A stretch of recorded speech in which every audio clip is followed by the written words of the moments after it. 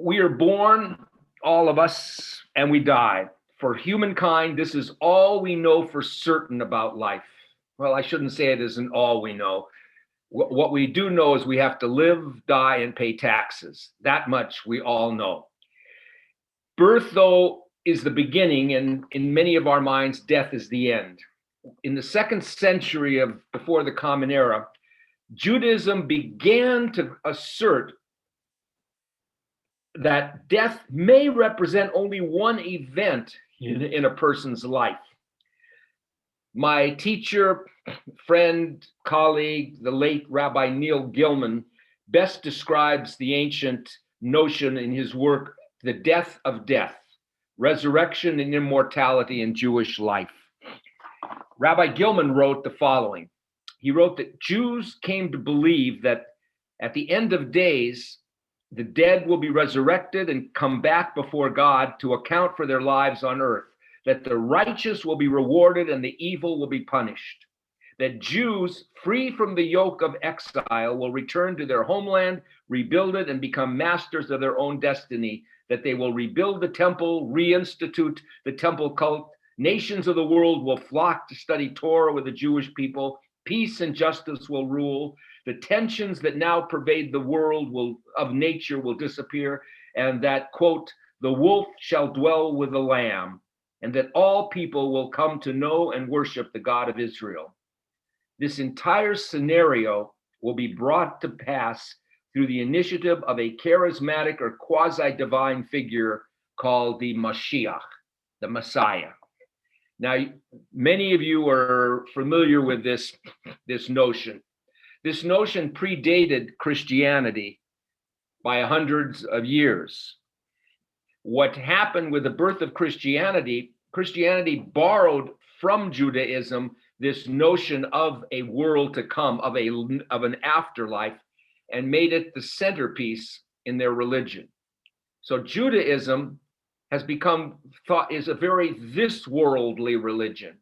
We're taught from the time we are born that Judaism is about making this world work, doing tikkun olam, working to repair the world. Christianity taught that this world has its issues, has its problems, and we do the best we can to keep ourselves righteous and right so that someday we can be taken into the bosom of Jesus. So for the Christians, the notion of life after death is the center of their religious belief. For Judaism, as a result, in the early centuries of the growth of Christianity and some of the tensions that brought, pushed that notion of afterlife, put it on the back burner, in fact, even pushed it away. We didn't talk about it. I know growing up, nobody talked about it in my home, but we all face it. It's a reality that we all face. And I think something happens when you turn 40. I'll say 40 arbitrarily because it seems like that's the time when people start thinking about their mortality. You know, a teenager is going to live forever. They're not afraid of anything, and nothing can harm them. When we see youngsters who face life-threatening disease in hospitals, but do it with such brave courage, we say it's courage, we say it's braveness, but in the mind of that youngster, they're not going anywhere. This is a part of their life. But as we know better, as we get older, we realize that we're not going to live forever. And the older we get, the more we realize that notion that there are at this point more years behind us than there are ahead of us. So what is there for me? What is going to happen? What is the notion, and how can Judaism guide us through this? I want to share one other insight. I was a hospice chaplain for about 2 years in Minneapolis. While I served a congregation, I also worked for a home care hospice.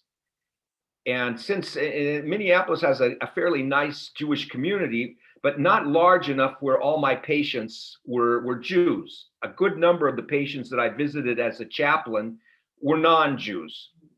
And I listened to their stories and I'd listen to the Jews. And as a Jew approached death, In many cases, there was great fear and trepidation. But the religious Christian approached it with a great deal of comfort in knowing that I am that step closer to Jesus, to the life that I so desire.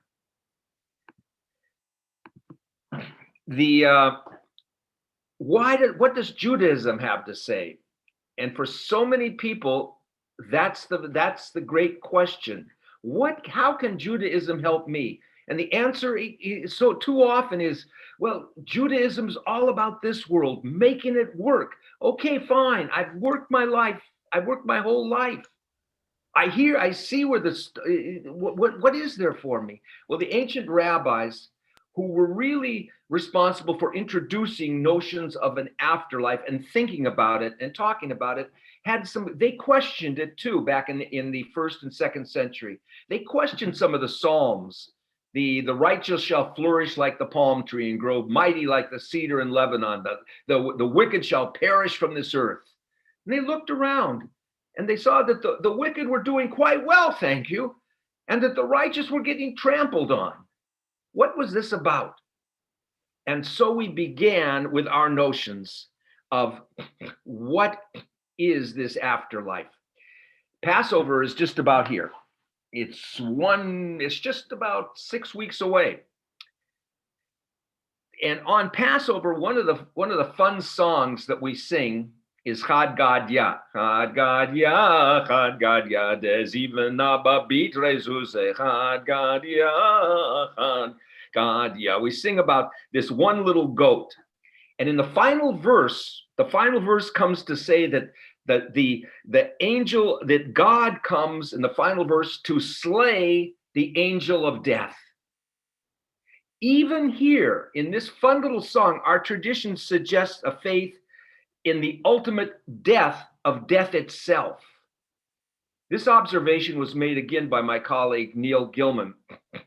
Even in Chad Gadya, it suggests that God defeats death, that death is not the end, that there is something more to this. In the creation story, God creates humankind, first of all, in a different manner than the rest of his creations. Now, if we were all sitting here together, I would ask, I'm going to ask the rhetorical question, but you don't have to answer it. What is different about the way that God created humankind from all the other acts of creation? Now, if you think about it for a moment, with each of the acts of creation, it was sort of like poof, and there was the water split, and there was grass, and there were fish, and there were birds, and there were this. But with humankind, he did it differently. Now, I recognize, and if you don't, I recognize there really are two creation stories, okay? In the 1st chapter of the book of Genesis, it says that God breathed into the nostrils of Adam, of man, and he breathed the breath of life, the nishmat chayim, creating life. Now, again, if we were together, I would say, what does this suggest?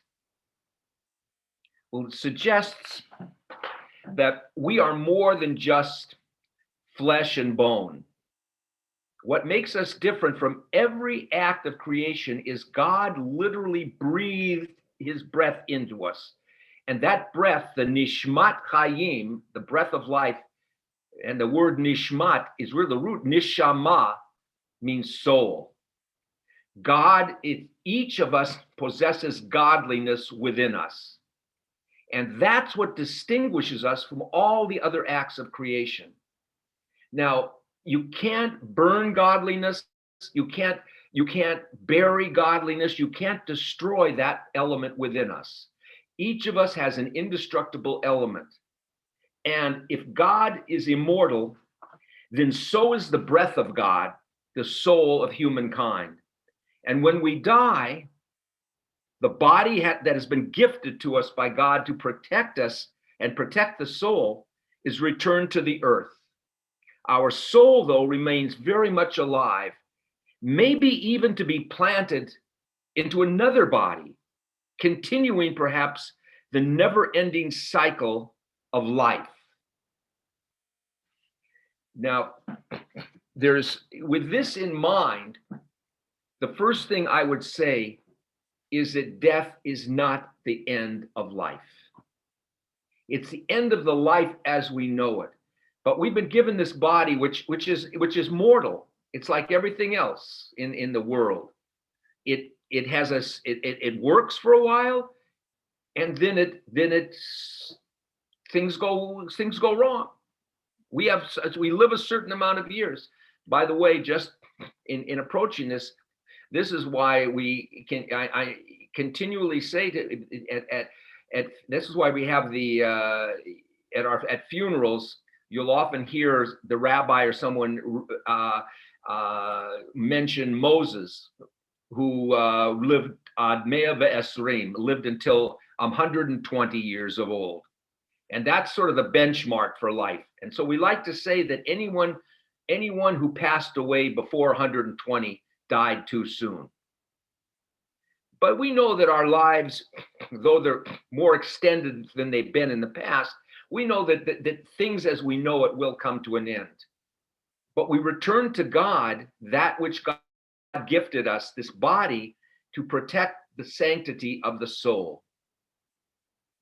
The Hasidim, the Kabbalists had a wonderful way of understanding this notion. They suggested that every neshama, every soul, has a purpose for being placed in this earth, this world, and that's to create that messianic era that I talked about at the very beginning. We were placed here to make this world work, and each of us has a task. Each soul has a task, and until that soul has completed its task, when the body is given out, that soul is returned again, or what we might call reincarnated again, until that task has been completed, at which time that soul is taken back into the bosom of God. Which spells another concept. Reincarnation is very Jewish. Aside from what we don't talk about, well, I'm going to be reincarnated as a cow or as a fly or as a bird. That's not what because none of the animal world was not a part of this aspect of creation. God didn't breathe the soul into the animal world. Each animal has its purpose, its function. It's hardwired, but we're not hardwired. We shouldn't be. We're wired in such a fashion we're able to reason, and being able to reason is being able to distinguish between those two forces that exist within us, and that's described by the ancient rabbis as the Yetzer Hara, that evil inclination, and the Yetzer Tov, the good, the soul, and those two parts are in conflict with each other. So when you see a person who has gone astray, a murderer, a violent criminal, a sociopath, it doesn't mean, that person is still fashioned b'tselem Elohim, in the image of God. It's just that one aspect of their life has really overcome the other. There's a constant tension between what we say good and evil, between what our purpose is on earth and what our temptations are. And being able to sort of curb our appetite, as it were, is part of moving forward in this respect. These are just a few interesting beginning ideas to sort of think about. Judaism's main emphasis, though, has always been for life. Okay? In Deuteronomy, the famous quote, Tivchor b'chayim, choose life, not death. Among the ancients, there was a preoccupation, as I said earlier, with death. Judaism, among Near Eastern religions especially, Judaism would be different, probably for this reason. The Hebrew Bible makes absolutely no mention of an afterlife. There's some allusions to it, and those allusions are drawn by the ancient rabbis much later, and of course by Christianity, who uses some proof texts from Isaiah to prove the coming of Jesus. I don't want to go into that because unfortunately that's a whole nother story, completely different story, and for another time. The ancient rabbis of the 2nd century BCE introduced, as I said earlier, the first notion of afterlife as a reward to good behavior on earth. And it was probably in response to the tyranny of the Romans. As I said, the understanding that, wondering why were the righteous perishing, why were the wicked were flourishing. They introduced the concept of the Mashiach, the Messiah, the anointed one who would reunite the kingdom of David and Solomon. And according to the ancient rabbis, when the Mashiach comes, the righteous will be resurrected to eternal life, and time and history will come to an end. So in the ancient mind, the end of history was the coming of the Messiah. And the Messiah and each of us the righteous would, even though, the rabbis say, even though the righteous had a tough time in this world, the fact that they did righteous, they're going to get theirs in what the rabbis called the Olam Haba, the world to come. In the world to come, the righteous are going to flourish. That's why we have tradition. One of the traditions when someone passes away, and you see it, it's actively done, I know, here in the cemetery in Sarasota and many others as well. We place a certain amount of dust and dirt from Eretz Yisrael into the grave. Why? Think about it. The rabbis had very, very creative imaginations. And they presupposed that when the Mashiach comes, the big question was for the rabbis, what if I'm buried outside of Israel? How am I going to get to Israel when Mashiach comes? Because the Messiah is coming in Israel. How am I going to get there? And that dust in the grave will set in motion a transport that will transport you underground through Eretz Yisrael to be resurrected with all the Jews. Now, the second question that everyone asks in this concept: how will I be resurrected? I don't mean to belittle this, but am I going to come back looking like this? What am I going to come back looking like? I'm maybe 20, maybe these are the rabbis were trying to deal with a question that's age old. Is this all there is to life? And their answer was no. And this was really one of the first ways that they went about explaining it. The Kabbalists, as I taught you, they explained that eternal soul keeps returning until its prescribed duties were completed. And this is referred to, by the way, as the Gilgul HaNefesh, the rolling or the transmigration of the soul. And this is an introduction, the introduction to reincarnation, as I said earlier, in Jewish thought.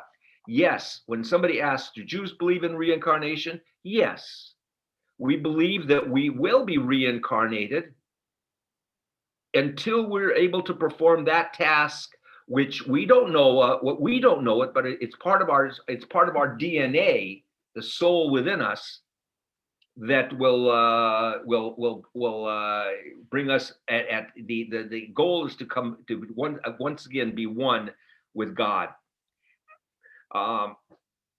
How many of you remember the movie with Meryl Streep and Albert Brooks? It was entitled "Defending My Life." It was a cute film, but like so many films that Jews are involved with, it was Jews who really were wrestling with their notion of what happens. And in it, there were the two have died, and they're transported to a halfway house, as it were, where it's determined where they will go. Will they go to heaven, or will they be going to someplace else? Well, if you were not worthy during life, then your soul was, in fact, if you were not in this movie, if you were not worthy during life, then what happened? Then your soul was sent back down to earth. You weren't going to hell. You were going down to earth until you do it right. Now, tell me that somebody didn't study Kabbalah here. And if you did everything right, then you continued on to heaven.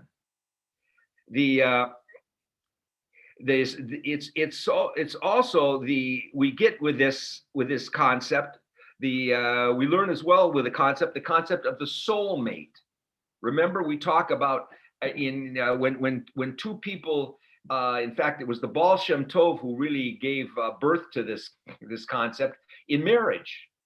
Marriage was about finding your soulmate, that person with whom you would spend your life working with and moving to do the right thing, so that the two of you together could be transported to heaven. And of course, that was also part and parcel of what was in that particular film. Now, in contemporary times today, when we as Jews, and I really wish that the time's coming when we'll actually be together. I don't think we have to wait. We're not waiting for the Mashiach on this one. Those of you who have gotten vaccinated, and those of you who are going to get it, it's going to happen. Because I was going to say, if we were together, it would be nice to start talking, asking each of you individually, what do you think? What do you think is there? One thing, if you're an atheist, or even in some cases an agnostic, you'd probably say nothing. That's it. Lights out. Goodbye. But it's not satisfying to know that I've devoted my life and I've enjoyed my life so much, and being with these people whom I love so much, to think that I'm not going to have, that I will just not be. Or, I'm going to share with you the things that a rabbi thinks about during a funeral. Okay,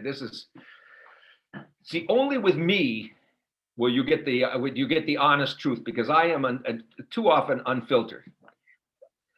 I remember this early on in my early years as a rabbi, going to a funeral, lowering the casket, and looking down. And I don't want to scare anyone. So I started my rabbinate in Vancouver, British Columbia. And Vancouver, like Seattle, just south of it, is noted it's beautiful, it's gorgeous, but it's also remembered for its rain. And so there's often water that seeps into the grave as they lower the coffin. And I remember thinking to myself, is that all there is? Ooh, it's going to be cold and damp. I mean, these thoughts go through your head. No. We all think in these terms, but it leads to the question, what is then the meaning of life? What is the purpose of existence if this is all I have to look forward to? And of course, what it leads to in our culture is hedonism. We see today a huge rush in the last several decades toward one hedonistic venture after another. an effort to seek pleasure any way we can possibly do it. Why? Because we have no other choice. We got to live life now. Do things that you would never think you would do, because, and forget about all these, the morals and the ethics in some instances, because you know what happens at the end? You just die. And this has become in fact, a part of our culture to too great a degree. In fact, the other aspect is, you often hear as well, we live on through memory, and you'll hear this as said on yard sites or at funerals and unveilings. We live on, we're kept alive. And to a certain degree, that's true. The memory of the deeds that we performed in the land of the living do impact the living, even to this day. Now, I don't want to dismay anybody, but 100 years from now, 150 years from now, most all of us, none of us, or most all of us will not be remembered. I mean, it's just a fact. Unless your name's Abraham Lincoln or you're most of us are going to be at some point forgotten. But until then, our memory is what keeps us alive. But is this enough? Is this enough to satisfy the tensions within us? This position affirms the previous position that dead is dead. Okay? It's not like you see in the movies. Nobody's rising. But what we can do is celebrate the meaning and purpose of life just lost. Children remain. Children are our effort toward immortality. They carry on our work. The purpose of life is to leave with a good name, a shem tov, a lasting memory. These are the great qualities, and no one's going to argue that, because they do make a difference. They make a difference in the lives of those around us. But again, this is a notion that the dead is dead. Living on through memory offers a sort of immortality, yes. But what about the eternity of the soul? What about that soul I talked about at the beginning? It's here with us, today, tomorrow, and forever. With no exact vision of an afterlife, this belief affirms the everlasting eternal existence of the soul. That presence, that spirit is always there. Now, not in this session. In the next session, I'm not done. I'm not quite done yet. So don't. But I want to frame what's going to happen in the next session. I'm going to talk about my personal approach to afterlife, and I want you to think about it too, because we will spend a portion of that time listening to others, as we might even hear this. I want to leave as much time as possible for you to share some stories as well, some thoughts on this most important topic. But going forward, the other concept which really guides us in a lot of things we do in life are the concepts of reward and punishment. In life, we teach our children, be good and you'll be rewarded. Be bad and and depending on, we spare the rod, spoil the child. That concept today gets you tossed in jail. But when I was growing up, and then some of you, I mean, look at my tuchus had more welts on it than Heinz had pickles, I think, on some days. Be good and you'll be treated well after death. But little is known about these rewards, and especially these punishments. The one thing that I want to dispel at this point is any notion of Judaism has about a hell. Okay, that's not a Jewish concept. We believe wholeheartedly that God doesn't create bad things. God creates a human being and gives them the ability to choose between good and evil, and some do not choose well. But at the end of the day, these are all creations of God. And God doesn't burn his creations or destroy his creations. And so the notion that we're going to go to hell, even though even the ancient rabbis had they had concepts called Sheol, which you'll see a word that appears in the Torah that nobody's really certain what that is. Gehinnom, which became really the forerunner to the Christian concept of hell. But even there, we didn't know it, Gehinnom. And Judaism has never taught about a concept of a devil. Because to believe there is a devil is to believe there is more than one God in the world. And Shema Yisrael Adonai Eloheinu Adonai Echad, one God. And so just to dispel one last concept, Satan is a Hebrew word, Satan. And you'll see it quoted, especially in the book of Job and in other places. But Satan really means a stumbling block. It's not. This is not someone. This is not a divine being on the level of a God. No, we don't believe that God creates bad things. We believe that God wants us to be a tzaddik, wants us to seek righteousness. And in doing so, we have that concept, as I said, of reincarnation. And this position affirms the teachings of the Kabbalists.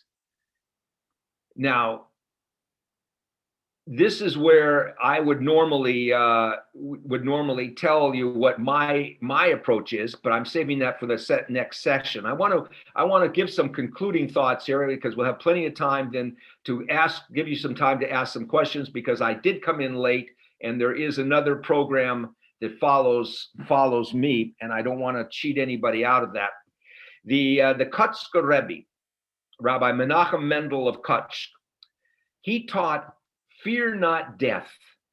It is just a matter of going from one room to another. Again, coming back to the story I told about Elizabeth Kubler-Ross, the one she told. When one door closes, another one opens. When one window closes, another one opens. Just to keep this on the light side, Woody Allen also taught something in this regard. It's not death I'm afraid of, Woody Allen said. I just don't want to be there when it happens. Now, I want to pause for a moment and ask if, let's see if I got it. Are there any questions, first of all, before we maybe ask people if they'd like to share their thoughts? If you have a question, just unmute. I think that's what do you think? I think that's a fair way to do it? Or do you want? Sure. Why don't we try unmuting? But if it gets cacophonous, if you could put it in the chat function, and that way we can play it by ear. Okay. So thank you, Rabbi. And if you don't want to unmute, yes, I just wanted to, what Lel says, I just want to, if you don't want to unmute, if you'd rather put it in the chat, we'll do it that way as well. But if you'd like to unmute, this is a good time. Rabbi? Yes. Can you tell me exactly, what do you think this means? There's a translation in the Amidah. It says, with great mercy, you give life to the dead. And also it says, keep faith with those who sleep in the dust. Okay, now I don't have my Siddur with me, but one thing this is for those of you who are familiar with the Amidah, which is said every week. Mechayeh HaMeitim, the blessing, Tchiyat HaMeitim, the resurrection of the dead. What if you will notice, if you know Hebrew, you know that the English translations have nothing to do with what's written in the Hebrew. Because we have gone out, our movement, non-orthodoxy, has gone out of its way for the reasons that I gave before. There in the 30s and the 40s, there was still that great fear. We don't want to we don't want Christians to think that we're like them. And so when the second blessing in the Amidah is a blessing for the resurrection of the dead. And we say it 7 days a week, 3 times a day. That blessing is said, but it's retranslated. It's translated in a very loose fashion in the English because we don't want to, somebody might, a non-Jew might pick this up and say, oh, you believe also in the coming of, in the resurrection of Jesus. No, yes, this is part of what I was saying. We do have a belief that there is going to be a messianic era, and that's what it's in reference to. But let's understand there's a difference in terms of the messianic eras. For Christians, it's the second coming. Jesus, who was God incarnate. Jesus was God. For those who, I mean, I know I've spent a lot of time working in Christian theology and things of this sort. But the easiest way to explain Jesus is to understand God had an issue. There was God's world was falling apart, and God wanted to go down and make a difference. But God, as God, it's like the movie Oh God. If you've got to see that movie, oh God can't just come down to earth because God's presence would be too much for them. So God came down to earth looking like someone like them. And that is where the notion Jesus was. Jesus was God looking like them, but that isn't what God looks like. None of us can understand that in a sense. So, but for Christians, it's a resurrection of God coming down and a second coming. For Jews, it's not about an individual or a person. It's about a time, a messianic era. In fact, the ancient rabbis were so keen on separating themselves from this concept of Jesus that they, for instance, one of their famous Mishnahs that they taught was, if you're planting a tree and someone tells you that the Mashiach, the Messiah, is coming into town, first finish planting the tree, then go out and greet the Messiah. And what they're teaching is, if the messianic era is going to come, it's going to come because we made it come. We put our hands we worked. We've got our hands in the dirt. We carved out that era. We brought about that peace in partnership with God. We didn't just sit and wait and pray. And that's the other difference. Jews, Jews don't. We go to a synagogue to pray, but the prayer is, we don't pray, oh, please God, please bring peace. When we say, Oseh Shalom Bimramav, he who brings peace in the heavens, bring peace for all of us, we're talking to ourselves in a sense. For me, I'm praying to the godliness within me, which realizing that if there's going to be peace in this world, then I, in partnership with God, have to make it happen. Sitting in the synagogue just praying ain't going to make it happen. I got to get out, as Abraham Joshua Heschel, my teacher, taught. Sometimes you have to pray with your feet and make things happen. But with the Techiyat HaMetim, the rabbis were trying to create a messianic notion that was different, but still recognizing that what life is all about is creating a messianic era. And that's why the second blessing talks about the resurrection. I hope that helps. Yes, thank you. Rabbi, there's a question. If you could please speak more about the Jewish view on reincarnation. Yeah, well, as I said at the beginning and a couple times in the middle and at the end, the soul is the soul that each and every one of us possesses. That breath of life that God breathed into us at birth it cannot be destroyed. It's eternal. Our body isn't. We return the body to the dust. From dust we came, to dust we'll return. But the soul returns unto God. And that soul, and certainly in Kabbalistic beliefs and the mystical notion, is that soul each soul has a responsibility to do and to bring about this messianic era. And that soul continually will be revisited from, until that that chore has been done until maybe the Messianic era comes. So yes, we believe in a reincarnation. How they, again, the beauty of Judaism is we talk we don't talk in black and white terms, we talk in gray terms. I mean, I can't tell you that you're going to be resurrected as this or that or the other. Just as an aside, have you ever noticed how people who believe that they have been here before always say that they, in my previous life, I was a king or a queen, or I was, everybody was somebody great in their previous life. And in this life, I'm just a regular schmo. But in the other life, I was, it's amazing how we were all, and then maybe that's true. But I think that's the same notion that each of us has a responsibility of something, to make this happen. By the way, here's a very controversial concept. When you think about each of us has been fashioned, but B'Tselem Elohim, in the image of God. Each of us has godliness in us. If we say that, we have to also admit that people like Hitler had godliness within him. He just never discovered it. Okay, but it's we certainly curse the presence and what happened as a result of his existence. Would the world have been a better place without him? Yes, but we still cannot escape the notion that this was also a human being who was fashioned in the image of God and who had the abilities to have done much better. Can I ask a question?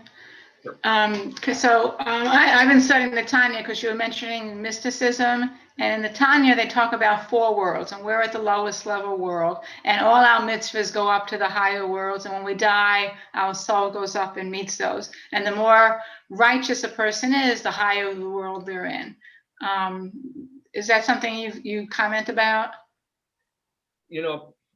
I think it's certainly a Kabbalistic and a Hasidic notion, and I think what all of these, no one has.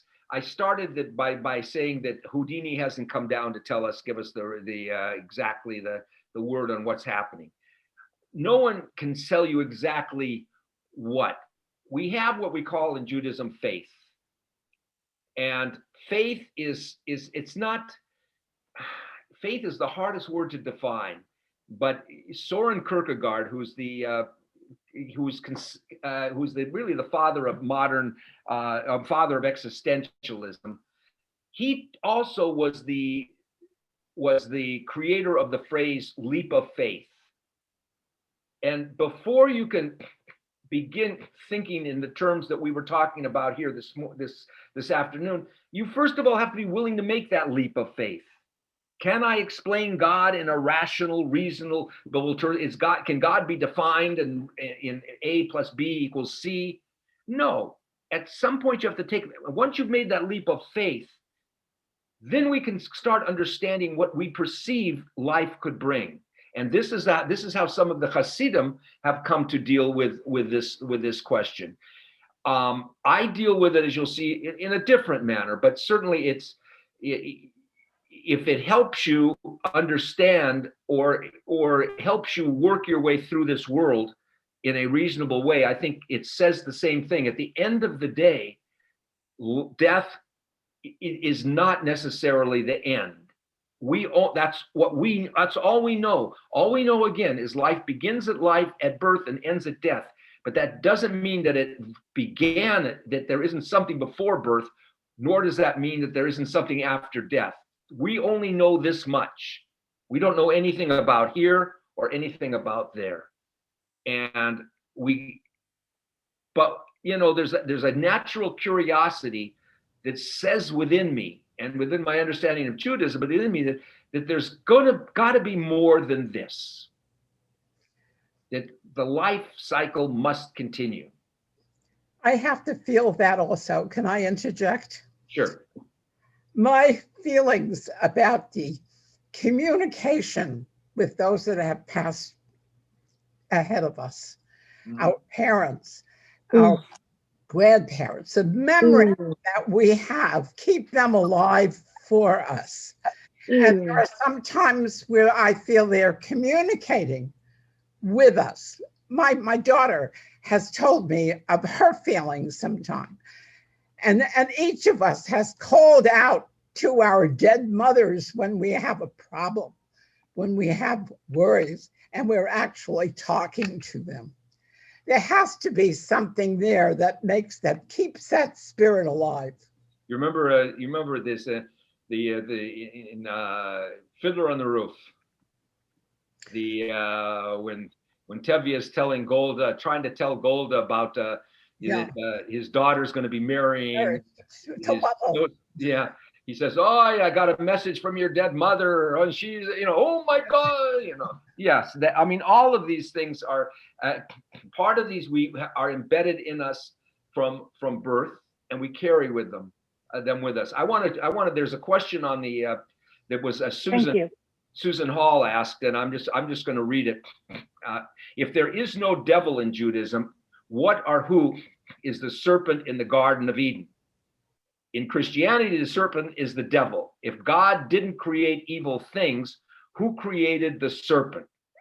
Well, God doesn't first of all, I said God doesn't create bad things. There's nothing to say that nowhere is the serpent real. I mean, the serpent is punished, just like Adam and Eve were punished for eating from the tree of knowledge. They were cast out of the Garden of Eden. But the whole story, in a sense, which is to be understood in metaphorical terms, it's not to be understood in literal terms. The wonderful thing about Judaism, we don't take the Bible literally, except those portions which are clearly historic. But in the Genesis, the creation of the world, no one believes. I mean, that is not the scientific answer to how the world was created, but it does answer questions. And in this sense, if we take a look at that creation story carefully, we can see that Adam and Eve were never intended to live their lives in the Garden of Eden any more than you and I are intended to live in absolute paradise. We can't. It's impossible.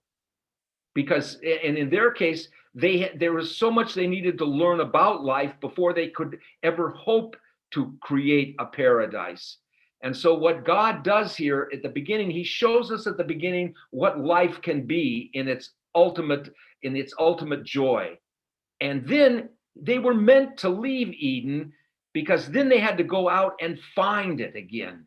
They had to create this paradise. And we do this constantly. What are weddings? What are weddings about? Weddings about, we spend tons of money in many cases on the first weddings. And the bride looks gorgeous. The groom is all dressed up. There's cakes, there's beauty, there's just paradise around. Why? Because we want to see them say what a wedding says to that couple is, this is what your life can be. But the last thing we do in a wedding is we break a glass, because you know what? This is what your life is right now. It's broken pieces of glass. And now you've got to go about putting those pieces back together and creating this moment. This is your Garden of Eden moment. But you're not meant to live in this moment. You're meant to go out and recreate it, and it could take a lifetime to do. And the same is true, I think, with that's what the story of the. So yes, they were. It was sort of they had to get them out of the Garden of Eden, and so in a sense, the serpent played a role. Not in a divine sense. No, the serpent wasn't the devil. The serpent played a role in terms of getting them to move on and move out. They needed to discover themselves, and once they discovered themselves, they no longer could be trusted in a paradise that they didn't understand, that they didn't create, that they didn't build themselves. They got to go out now and build it. I hope that helps. Is this, Lael asks, is this life all there is, part 2? Is it time to advertise that? I think it is. Any other questions? I'll take one more. The part 2 is going to be more of a give and take. I'm going to talk for a very few minutes, and then I'd like to hear, as we heard a little from June today, I'd like to hear from you. I want you to think about, and the next time we're going to meet is on March 2nd. And that is, what day of the week is that? That's a Tuesday? Yes, it is a Tuesday. Tuesday, March 2nd, and it's at 7 p.m. Okay, Yes. It's my fault. We were going to do this at 7, but I asked if we could push it back, and little did I know that Verizon was going to go out on the East Coast. I'm told that it's back on now, but I thank you for your patience, and we will be back at that time, and bring your life stories with you.